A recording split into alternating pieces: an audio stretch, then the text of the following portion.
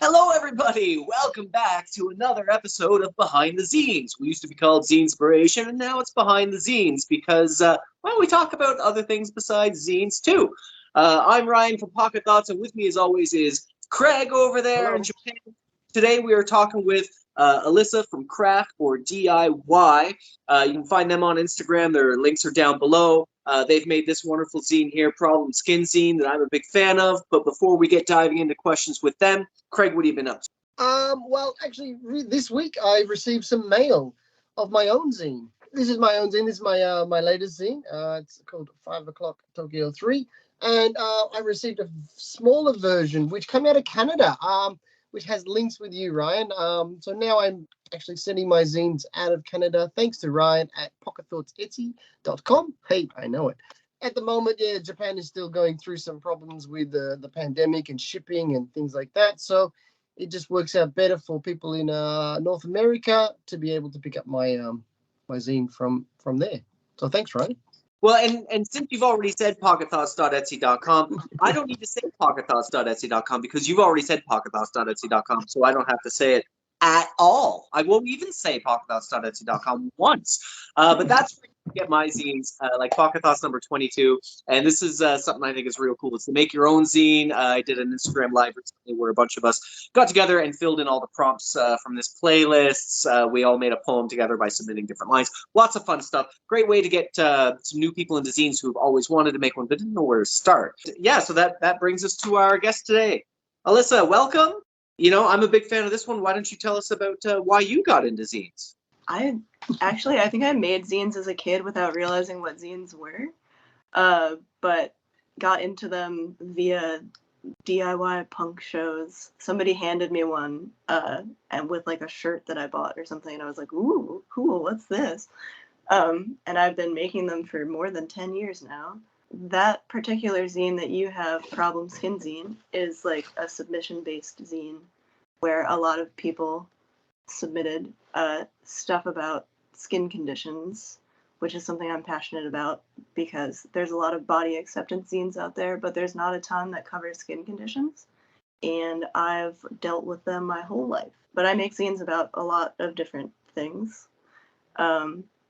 Namely, I have a long-running zine called Wanderer that's a perzine, which is basically just like a diary that I put out every year. And then I have my best-selling zine is How to Support Your Non-Binary Family Member, which is a really long one. It's 52 pages. And it was something I made to help my parents understand how to use my pronouns. And that hasn't really worked so well, but it's helped a lot of other people. So that's good with me. It seems like it's by the title and that it's definitely something that's that someone could buy and just like kind of just slide it over to their parents or something like that, or slide it over to or maybe take it into the office or something like that and just leave it on the coffee table at the office. Oh yeah, I love to leave them around the town that I live in, and I'm visiting my hometown soon, and I'll be leaving them in places there too. Leave them at all your parents' friends' house, right? Yeah, So seriously. you're like, look, mom, dad, they're cool. Come on, get with it. But I think a lot of it comes generationally, right? Like, I mean, like the use of pronouns properly is such more of a newer thing, right? Even 5 years ago, like we weren't talking about it as much as we are now. I know that I've mispronounced people in the past, even on this show that we do, where I've had to call them up the next day and be like, "Oh my god, I'm so sorry, I was watching this back and I realized that I used the wrong pronoun for you." And everyone's always been really cool about it because I think a little effort goes a long way. Yeah, effort is like the main thing. Like it's because it takes time and practice to completely like unpack how you view gender, especially with the non-binary stuff. Like I feel like binary trans folks have had a little more visibility, and non-binary folks is kind of like a new concept, especially to people my parents' age who are like closer to 70 than 60. I think also a lot of people speak unconsciously, so you're not really thinking about what you're saying.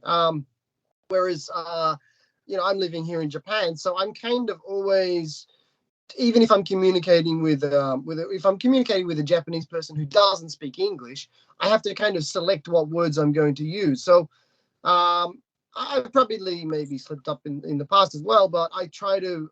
I find that I'm always kind of thinking about what I'm going to say next, or speaking a bit slower or clearer.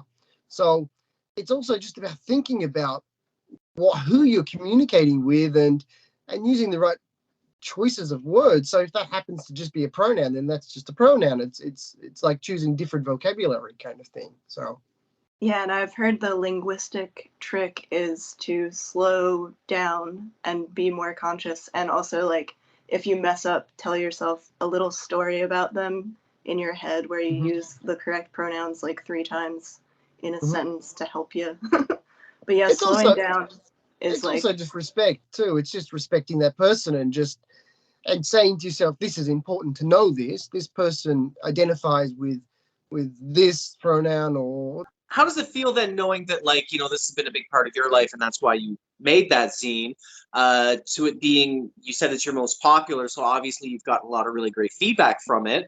How does that feel that, people are coming to you with their stories now about how the zine has helped them? that feels really, really good. I was joking at a zine fest I tabled recently that I should put a little review from the lady at the copy shop that prints the zine.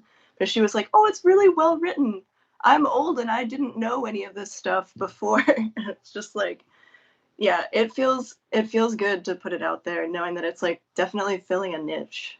so you just mentioned zine fairs. You are regular at zine fairs. Tell us a little bit about that. I just did the Olympia Zine Fest and regrettably couldn't do Portland Zine Symposium. But Olympia Zine Fest is great. I organized it from the first year through 2018. And I love I have a love-hate relationship with organizing. It's always nice to just table it and not have to like worry about any of the stress involved with organizing an event. It's got to be tough to organize and table too, right? Like, because you want to do both, and Yeah. 2 hats are a lot of hats to wear in something like that. Tell us about your table. What's on the table? You've got this zine. What else do you have on the table? Well, it has to be 75% zines at Zine Fest. So I have that zine. I have the Problem Skin zine you showed. I have Best Show Ever. This was another submission-based zine that I made during the pandemic because I was really bummed to not be able to see live music. And I had people submit like photos and stories of like the best shows that they had been to. And I have How to Homebrew Kombucha, which was another pandemic zine. Because I got really into I didn't bake bread during the lockdown, but I did brew a lot of kombucha. And I have like a ton of mini zines too, which Yeah, I bake bread and pizza. I envy that. I was like, I don't know, it seems too complicated, even though most of it's just waiting. Yeah, actually, it's true. Cool mini zine. Wow, cool. Nice, colorful. Cool. Yeah. Also have a How to Make a Zine, although it doesn't have prompts. It's just how to make one of these little guys. I'm saying we should have collaborated. We could have made the ultimate How to Make a Zine. Seriously. So your handle is craft or DIY. What's the craft aspect? So we've talked a little bit about zines now. What kind of crafts do you do? The first like event that I ever did was a punk rock flea market, and I just made a bunch of random stuff for it, and it was where I debuted my first zine. And my name is really hard to say, so I needed to come up with a moniker, and I thought craft or DIY would be funny because it's like craft or die, but with less dying and more DIYing. But yeah, so I also make buttons, little 1-inch pinback buttons and stickers and stuff.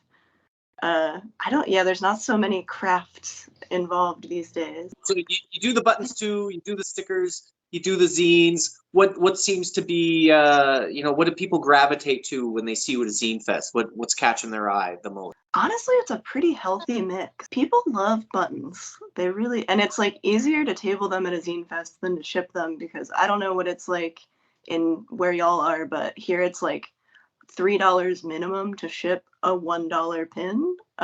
So it just isn't quite worth it, but I still sell them somehow. But yeah, and I think the mini zines too. People love mini zines. I think they're just, it's like a zine. It's an even more digestible version of a zine. Is it like $1 or something, or is it? Oh. It's like I've had to raise my prices a little bit, so they're like $1.30 on my stores and stuff, because this is my whole job. But I do like a deal for 4 of them too, so people like the deals.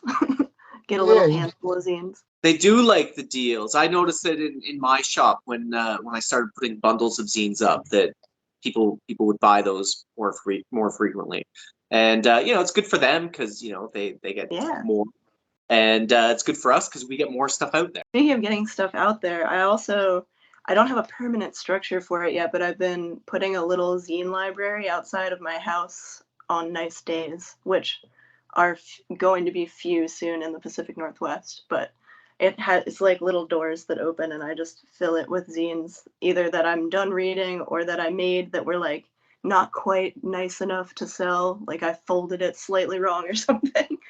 But the neighborhood's been super into that, and it's really cool to see them empty it out. Wow.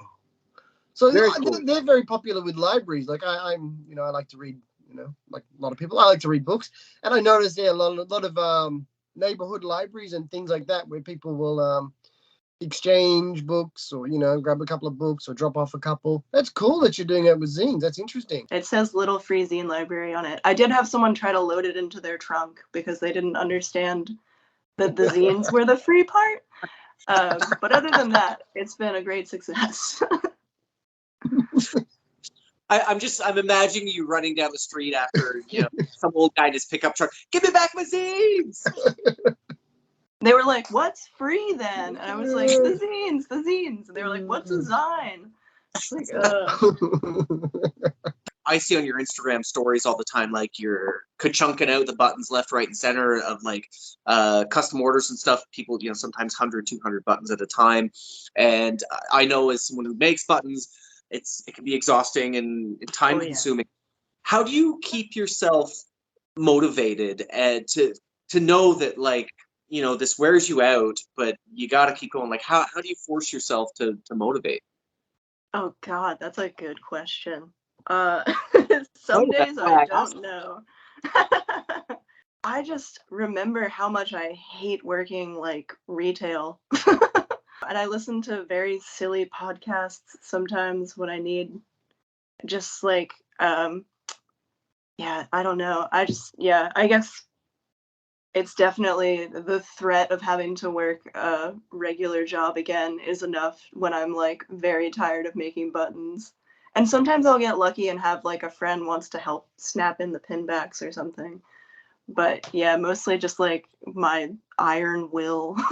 When did you know that okay, I can do just this now? I don't have to have a job on the side. I can just do what I was born to do. I quit my job during the pandemic because I was like, surely a lot of people will be doing this right now, and it won't be that weird if I'm trying to get back into the workforce after this. But I had been doing it on the side, like I said, for like 10 years. So I was like, I'm pretty sure I'm busy enough that if I make it my full-time thing, that I can get enough work to at least make the meager amount of money I was making at my day job. But I think so many people, they get afraid to take that risk of dropping that surefire thing to follow what they want to do. Oh yeah, it's definitely a risk, and I'm not a big risk taker. And also, I had like savings. I calculated it, and it's tough. I am broke, but I mean, I can pay my rent. It feels good to be doing this instead of my previous job was making like stickers. I worked in a garage for this person that made like punny animal decals that said things like Shih Tzu happens, which wasn't the worst job. So you kind of did you work out like, this is how much money I need to make every month?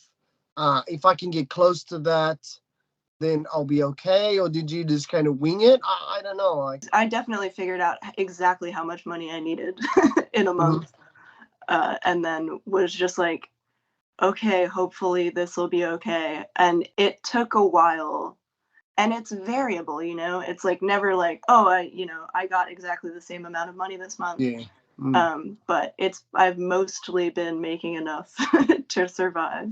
And Mhm. I'm going on year 2 of being self-employed now. I know that every mid-December I have that one moment of, oh, geez, I'm busy enough doing my art and zines that, like, you know, maybe I could, you know, drop down to just a part-time job on the side instead of working full-time. And then January hits, and I was like, oh yeah, everybody was buying Christmas presents. Yep. I have that disillusionment gone. You know, nothing feels better than someone shooting you a message saying, yeah, I just read your zine and, you know, I had the time of my life reading it, and now I'm going to try and make one myself, right? Like, there's nothing better than that. Yeah, and that's like a huge part of why I got into making zines, was just that connection. Like, Mm. the zine community is great. Well, what's kind of something, a bit of an aha moment for you? I feel like with the badges, it's just like they're kind of the same. It's hard to Mhm. get like better parts for those. I Yep. do think that I pay a lot more attention when I'm making them than some folks. Just I'm like meticulous in that way. Make sure there's no like fuzzies or anything under there, you know? Mhm. Uh, I I'm feel curious like about your buttons because you mentioned before a friend will come over and snap the pin backs on. Do mhm. you put those on by hand? Because mine has a crank that does both sides. Yeah, no, this one is manual. It's like, here, I'll show it to you. You guys getting the tools of the trade. Ugh. Yeah. Yeah, can you? So this, This and then you put it in here, and then this flips around. is your pin back connected to the like backing part of the pin? The pin back connected to the shin bone. Because yeah, this just has the 2 parts. It's like all it does is crimp the pin. My pin backs are plastic. Can you see that? Okay, yeah. So mine's totally different. Fits into the metal faceplate. Oh, Craig's looking at this That's- going, Ryan, I bought buttons for you. I should have bought them from Alyssa. so mine are like this. I don't know if you can see that. Oh, okay. Oh, So yeah, you yeah, yeah. have to, and like, so these are, yeah, this is a separate part that you have to snap in there. It's not attached. Yeah, so I've got like the faceplate, right? And then the vinyl covering in between the picture. Mm. And so this goes into one mold. Oh, man, I'm going to drop this one-handed. So it goes into this mold, and then the back goes into the other mold. And so it crunches down on top first, and then you swing it around, and it crunches down, and it clasps it around. So if you could tell your younger self who was getting into zines, you know, a few tips and tricks to have along the way, what would you tell them? Well, I would explain pagination to them probably, because that took me like literally like 10 years to figure it out. I am terrible with that still. Every time I test print a zine, I'm just like, please, please, everything be on the right side and right side up and all that. And I would tell them to get a stapler, because for the first like 8 years, I was just binding everything by hand with thread. Wow. So I was gonna say, yeah, I did it on some of them. I'm kind of phasing it out now, and it's like a Patreon only feature because it takes literally like 3 times as long as stapling the zine. But it looks so good. It does look really good. You know what's worse than that? Can you see this? Yeah. That was my first zine, and then I quickly decided that that's way, way too complicated of the stitching, and that it became gradually what you have before you in that other zine. Yeah, there's so much effort needed. I haven't even contemplated it. It's so much effort to stitch a zine. Yeah, that's actually like the printing and the folding and stapling is one part that just drives me crazy about the zine. Actually, I enjoy writing the story, and then doing the layout. I enjoy doing, like, I always make a master copy, and I enjoy kind of making that up, and then after that, it's just like like the next. I'm only halfway done. I've spent. So Alyssa, do you have any like dream ideas that you want to, you know, work on next? Like, what's coming up for you? Ooh, that's a good question. I have like an incredibly long list of zines that I want to make, but I just kind of let inspiration guide me. Right now, I'm pretty sure the next thing I'm going to do is put out a submission call for a family recipes zine. And it can be chosen family or like, family of origin family. But I was, weirdly enough, making a lot of tomato salads because it's tomato harvest time here, and thinking about how I'd never had like store-bought salad dressing until I was an adult, because my dad is an Italian immigrant, and he always made like a vinaigrette, or in the tomato salad case, just like he had his own special way of doing it. And I was like, oh, that would be neat to like hear other people's like things that they made that their parents make. I bet you'll get a lot of neat stories from that. Like thinking to my upbringing and stuff, like both of my parents were like, Irish, English, Scottish descent, but like born in Canada.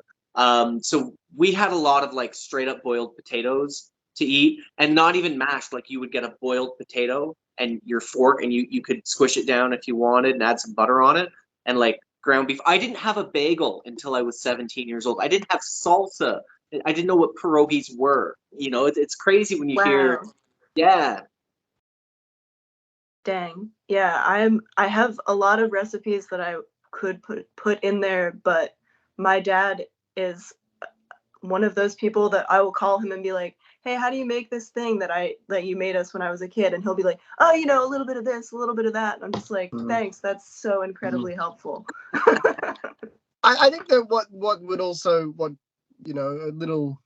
could add, or another way that you could look at that zine is not also is get the recipe, but also get the story behind it, with the person tells a story, Oh yeah. why it's mine would I the first thing that came to my mind was kind of like hash browns, like grated potato. So my mother used to just like kind of grate a potato like you'd grate cheese, and then I think she would add an egg to it. I think, or like an egg yolk, or maybe one or two egg yolks, and then you drain the water out of the potatoes. But then she would like basically cook it like a hash brown in the pan, and it's something I loved as a kid, and it's actually something I make a little bit for my family, and it's relatively healthy. As long as it's not deep fried, it's just potato and egg, so it's pretty damn healthy. But yeah, you could get like the story along with it would really make the zine interesting. How do you balance kind of the business side and making a zine like this for kind of pleasure? Like, how do you balance that? It's hard. I wrote a little bit about that in my most recent issue of Wanderer. And like you, I'm not a big fan of the manufacturing. I like conceptualizing the zine and I like laying it out. But then when I have to make copies, I'm just like, it's hard because it's two very different sides of your brain. Like, and have like a bookkeeping spreadsheet open on my tabs at all times, and it's like it can really kill the creativity sometimes to be like making sure that the IRS doesn't come and break my legs or whatever. I make sure that I have at least one day of the week that is like a dedicated day off of doing anything business related, and then I try to get creative on that day, just like make space for it, because otherwise I'll just be like, oh, there's like an executive task I could be doing instead. You're like the other side of my coin, because I try to have creative time every day. Like I try to give myself an hour of creative time every day, but then I will block off one day where it's just like I'm printing, folding, stapling, cutting, button making, et cetera, so that if I have to print off a couple random zines because they were popular one week, then I'll do it in the middle of the week. But like I got a pile up here that like when this is done, guess what I'm doing tonight? Yeah, if I set aside one specific day to use my printer, I would rip all my hair out because it just like it's haunted, and sometimes it works and other times it doesn't. But I guess I kind of do that too, because there's like 2 days of the week where I very specifically will be packing orders to make sure that they can go out twice a week. And then the other days it's more like I'm making inventory or like have my one off day. And I even work on the weekends. I'm not a very good boss. Uh, but only part day, so that the mail can go out on Monday. You know. Yeah. You're doing it all DIY, like your handle says. So you're obviously doing quite a good job as being a boss. So. Oh, thank you. That sounds like it sounds like you. Has this kind of come naturally to you? This kind of this businessy running the business side of it, or has it been a bit of work, or have you studied or something? Definitely didn't study. Probably should have. There's still a lot of stuff that I don't fully understand as far as taxes go. I'm gonna have someone prepare that stuff next year, but I get a little bit better at it every day, I think. I've always been very like self-motivated, so I feel like I was just kind of like, I have to make this work, so here I go. The entrepreneurial spirit is in my family. But you've got the drive, like you're really committed to what you're doing, and what you're doing is great. Like, I mean, it's not like you're selling schlock to people. Like, you've made great zines and your buttons are awesome. So, selling it is pretty easy when you've got a good product. But like, I actually have a degree in business, and the stuff that I see Help me. Sure, I can teach you how to spam everybody on Instagram all day long. Part of the job. But what I see from zine creators all the time is this, outside of the box ideas on how to get their stuff out there. They can't teach you that in college. Like, that just comes from, let's figure it out. The DIY part. I've really enjoyed this. I've learned a lot and got to know you quite well, and now through what you've told us about and stuff. So yeah, I've really enjoyed this. Thanks for sharing all of that. That was really cool. Thanks for joining us. Yeah. And Alyssa, tell everybody where they can get your stuff online. Give yourself a big shout out here. So crafterdiy.art is my website. Preferable to purchase from there instead of Etsy, although I do also have an Etsy. And yeah, if you go to crafterdiy.art, there's like anything that you could ever want to stumble upon there. You can find my Patreon through there, which I do zine, physical and digital zine subscriptions. So for $5 a month, you can have access to my entire digital zine catalog, which is over 50 zines now, I think. Yeah, my newsletter also, I basically write like a letter to y'all, my friends, once a month, that has like what I'm up to and what projects I'm working on. And sometimes like cool sneak peeks I don't share on Instagram or anything. Very cool, very cool. Well, thank you so much for joining us. I've had a great time chatting. Wish we could, do it longer. There's probably a lot we could pick your brain about, but yeah, I love talking shop. All right, well, this is where we say goodbye, and I stop the recording. All right, thank you for watching. See you. Thanks for watching.